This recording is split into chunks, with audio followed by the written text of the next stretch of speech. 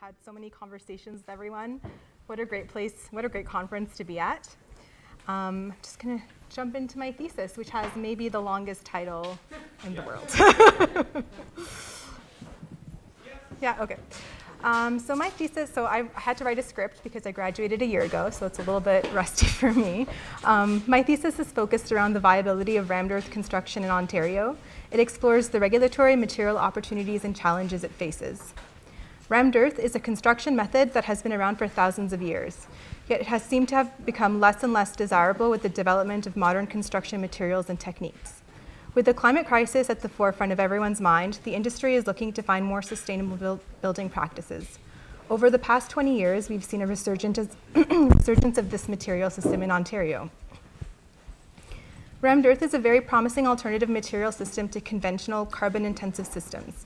It is a bio-based material system that can be constructed with virtually no carbon footprint. It can serve as a thermal battery to regulate indoor temperature. It has high hygrothermal performance, which regulates humidity, promoting healthy indoor air quality, and it can act as an interior and exterior finish, reducing maintenance and waste. Despite this, it faces many obstacles to mainstreaming. This thesis explores 3 obstacles to mainstreaming for rammed earth. The first, the lack of integration into regulatory framework in Ontario, concerns with growing embodied carbon in modern rammed earth, and an overall lack of awareness, acceptance, and education. Firstly, I'll begin with the increased carbon footprint of modern rammed earth. In its traditional form, unstabilized or raw, rammed earth construction was originally built with site-sourced soil and by manually ramming the earth. However, modern rammed earth has undergone significant development as a material system. The main advancements and differences from traditional raw form include the addition of stabilization, typically with cement, insulation, steel reinforcement, and the mechanization of mixing and compaction of the rammed earth soil. This can be problematic because these additions significantly increase the carbon footprint. Secondly, local codes and standards create systemic obstacles to building with rammed earth. Currently, there are no references to rammed earth in the Ontario Building Code or the National Building Code of Canada. Anyone interested in building with these materials must engage an engineer to apply for an alternative solution to get a building permit. This process creates a significant barrier. It means additional costs to engage an engineer and additional time for building code approval, especially because reviewers are often not knowledgeable about earth construction. This all puts rammed earth at a disadvantage compared to more traditional and accessible materials such as concrete. And finally, the lack of education, awareness, and expertise also creates an obstacle. This material system really only exists in industry niches, like this one. How can we expect the industry, developers, architects, and engineers to design and build with this material system if no one is teaching it and no one is learning about it? So as part of my material explorations, I spent some time making rammed earth models. So in order to do so, I spent a lot of time playing with earth, and I would separate earth into its different particle sizes of gravel, sand, silt, and clay. And I became really fascinated by the hidden beauty of earth. So I don't know if you guys have been wondering what this is. This is a picture of silt that I separated from earth I found in Ottawa. There were a lot of really beautiful moments that you wouldn't expect from the big buckets of earth that I had at my desk at school. What scale is that? It's a macro. It's just a photograph. It's not. Okay. Yeah.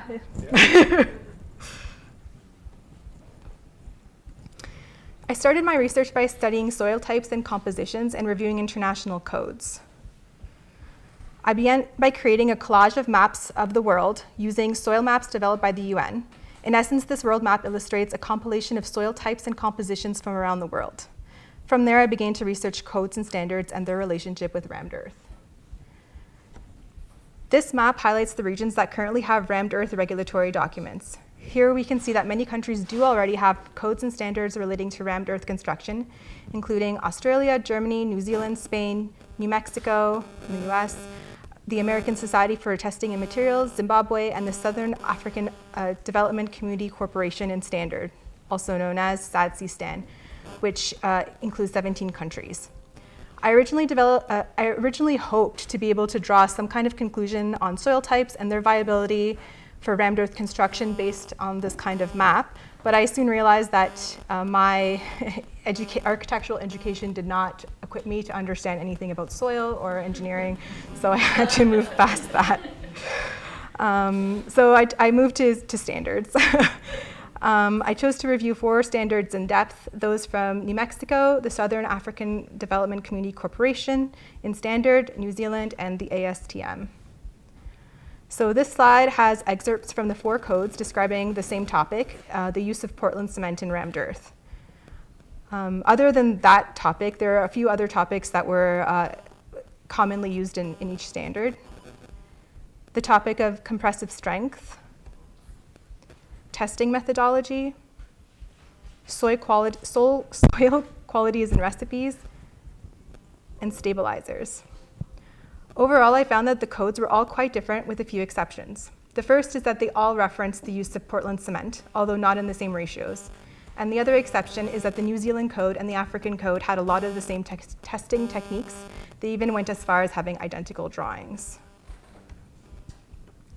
In order to better understand, to get a better understanding of the real-world obstacles to mainstreaming this natural material, I began reaching out to different experts actually working in the field.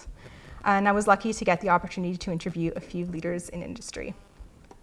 The first, is Sylvia Cook, the founder of Aerocure Construction, a construction company specializing in rammed earth construction in Ontario.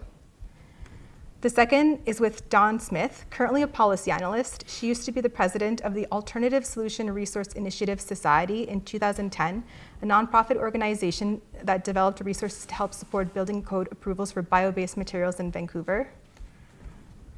The third was Tim. Obviously, everyone knows Tim.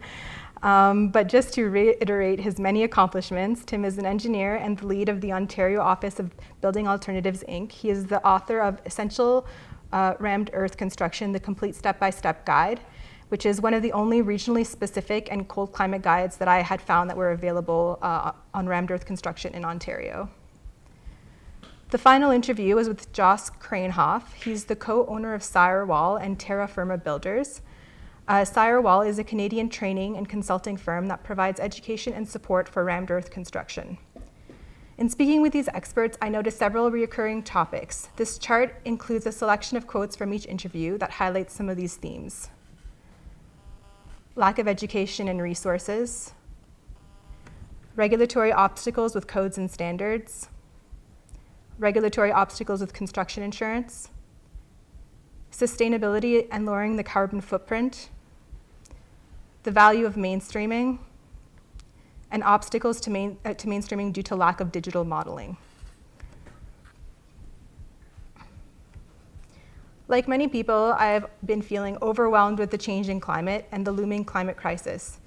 When I started my thesis, I approached it thinking, okay, I have a full year ahead of me, I have tons of resources. What can I do to help during this time? How can I contribute?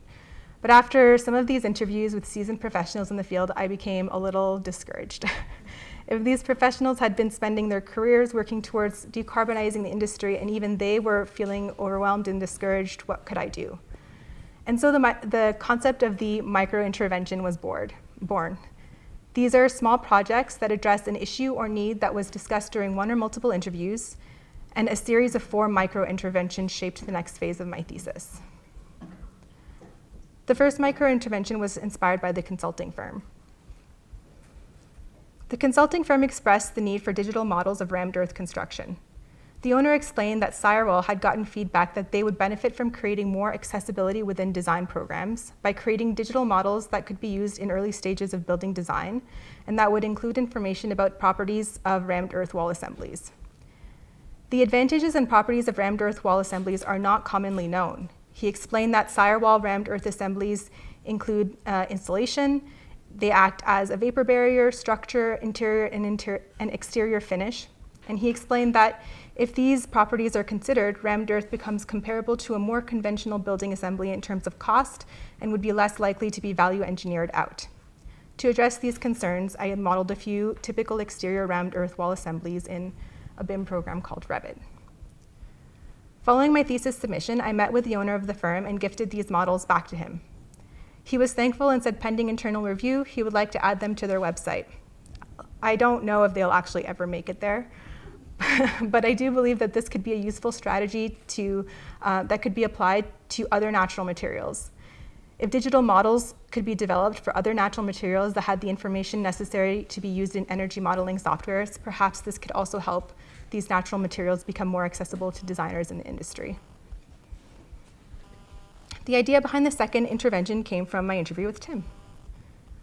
The building codes currently do not provide incentives to use natural low-carbon materials.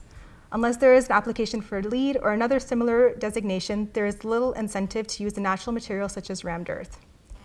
Because rammed earth construction generally requires more labor, takes longer to construct, and has a higher upfront cost than similar more conventional construction methods such as concrete, the incentive is only clear when comparing the embodied energy. During our conversation, Tim suggested that a way to incentivize low carbon construction would be to add a metric to sustainability within the building code. So people would actually have to measure and compare the environmental impact of a material. Although not very well known, there is a process to submit a code change request to the building code that is open to the public. So as part of my thesis, I began to develop a change request. So for those who are not familiar with the building code, it's structured as an objective-based code format. Essentially, this means that anything in the NBC is driven by a set of broad overarching objectives called objective statements, which are divided into the categories of safety, health, accessibility, fire and structural protection of buildings, and environment. There are 17 objectives in the NBC. These are supported by functional statements, which are more detailed supporting statements to the objectives. There are about 55 functional statements in the NBC. And finally, there are the intent statements. These are the code references we're used to seeing. There are thousands of intent statements in the NBC. These are more specific items that explain a requirement which supports its related functional statement and objective. This slide, for example, illustrates the only objective statement surrounding the environment currently in the code. It's supporting functional statements and a sample of the associated intent statements. I propose to add a functional statement within the guiding principles of the NBC to limit the use of materials and methods with high global warming potential, shown in yellow in this slide.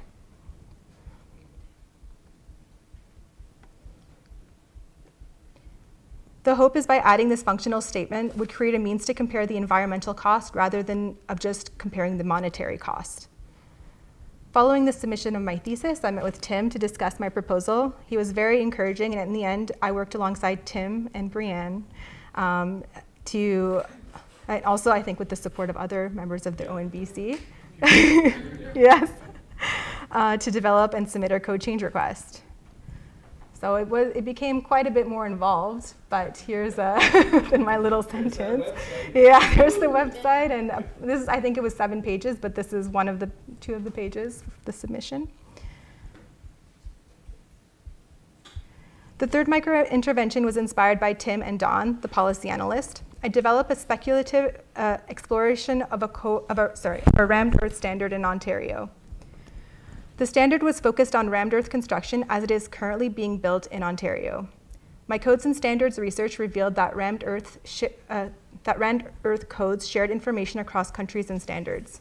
It seemed that they are all basically based on one another.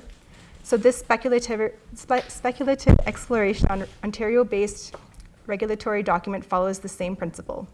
It is a compilation of various international codes and standards, as well as rammed earth construction guides and best practice manuals. It's color-coded by source to visually represent how the standard was built on insights from regulatory documents used elsewhere in the world. The final micro-intervention addresses 2 topics discussed during every interview: lack of general knowledge and education. Sorry. So this micro-intervention is a rammed earth student guide intended for students in Canadian schools of architecture. The guide is intended to bring awareness to students of earth as a construction material. It details my experience working with earth construction at Carleton, where to get materials, how to work with it, how to measure soil compositions, types of formworks for models, insights and possible sustainable additives that would be alternatives to cement, testing methods available at Carleton, and useful resources. I hope that by passing down this information, I can help make earth construction more accessible to students and help build a knowledge base and familiarity with the material system. The guide documents my explorations making rammed earth models. I explored different simple tests that can be done on site to test the composition and the viability of the soil, such as the wet sieving method, clay silt ratio test, and the jar test. I found that the soil samples I wanted to use were low in clay, so I sourced additional clay. I created and tested different recipes, all with the same soil base, but with different additives, more specifically grapeseed flour and sheep's wool. Grapeseed flour and sheep's wool are both waste products available locally in Ontario. The reason I was exploring these additives was to see if they could be used as low-carbon alternatives to cement stabilization. These models underwent erosion testing, compressive strength testing, and thermal testing. So following my thesis book submission, I completed the guidebook. It is now available online to reach a wider audience. The book is an interactive PDF which includes links to resources. I've shared it with my thesis supervisor, Dr. Lisa Moffett, and she's kindly offered to further continue the development of this and make it available for use in other universities. I hope that making this student guide will inspire other students to take on similar approaches to other underrepresented natural and low carbon materials. Because if as students we can find ways to share knowledge of sustainable materials with one another, maybe we can create a body of resources and a wider knowledge base of sustainable materials. Looking back on my thesis, it was not what I had expected. I had initially thought my thesis would be focused on natural material exploration, but at some point it pivoted to research and interviews. This prompted the development of the microintervention, which essentially is just the act of listening, identifying a need that I could contribute with my skill set and then giving back. It provided me a little hope and a way to contribute just a little, a way to start to tackle the climate crisis one little tiny act at a time. Speaking to people in the field, all working towards the same goal, I found a sense of community. I also feel that sense of community here at the conference. I hope that we can continue to find ways to work together and to continue to move forward to a more sustainable future, even if it has to be one little tiny step or one little micro intervention at a time.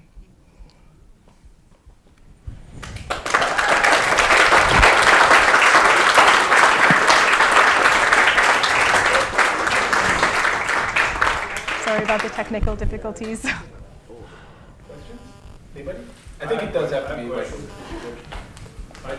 That textbook, basically, you said that's a student guide. That's not a frickin' student guide. That's spectacular. Thank you. Really, the depth and breadth, the charts and graphs. I'm curious for those who have helped Tim and others, like, is that good enough to be used as a document towards? Like, because that's not a student, like, I understand what you're calling it a student guide, Yeah. but that was really a lot of research in that piece. Well, at a graduate level, for sure, it is, absolutely. Like, and I think it's really valuable to spur exploration. I don't know if the format, well, maybe if Lisa develops it a little more. Yeah, I think it has to grow still because I was looking for alternatives to cement, but I don't know that I came up with any conclusions other than I started something. And I am hoping that it has enough questions that if I pass it down to the next set of people who will look at it, they'll find some answers and maybe more questions, and then maybe it can snowball until it becomes something usable in the world, Yeah. I thought it was really useful, and I just want to highlight that a lot of university students will make a paper, and that's really great, but you actually took action within your paper, and that's a huge shout out for that. Thank you. Yeah.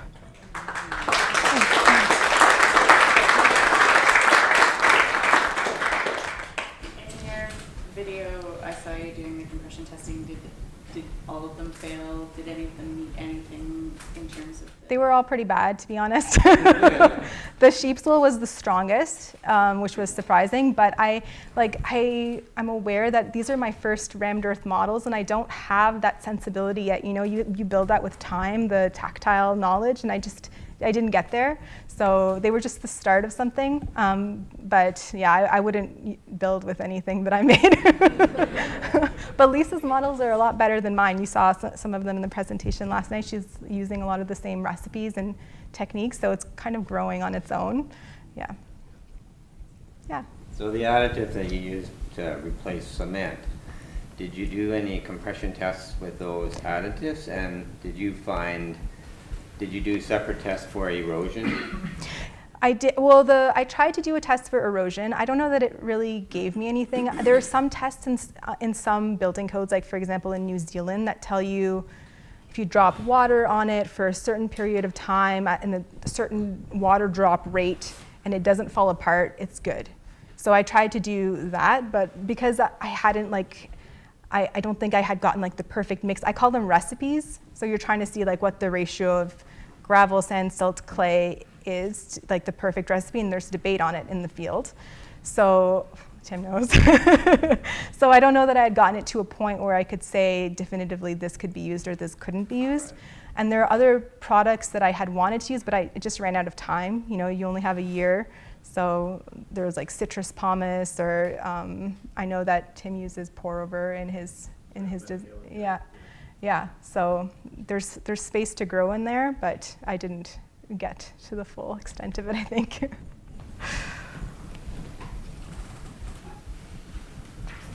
Awesome. Great. And I really do think that all we can do is micro-interventions. Thank you. Just lots of them. Just tons of them all together. Exactly. All right, well, let's raffle it up.